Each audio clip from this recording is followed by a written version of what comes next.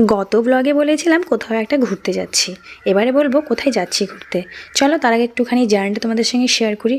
উফ, কলকাতার ট্রাফিক, বাপরে বাপ, স্মরণীয় ট্রাফিক একটা। যাই হোক, ট্রাফিক হোক যাই হোক, আমাদেরকে তো গন্তব্যস্থলের দিকে পৌঁছতে হবে। ফাইনালি চলে এলাম হাওড়া স্টেশনে।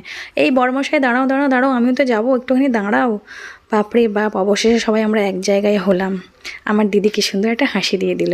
যাই হোক, চলো এবার তোমাদেরকে নিয়ে একটু ট্রেনের দিকে যাই।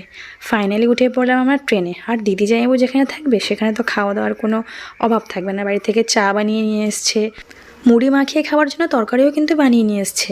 দিদি থাকলে খাবারের অভাব হয় না। যাই হোক, আমরা মোটামুটি বাচ্চা কাচ্চা নিয়ে 15-16 জন মতন ছিলাম।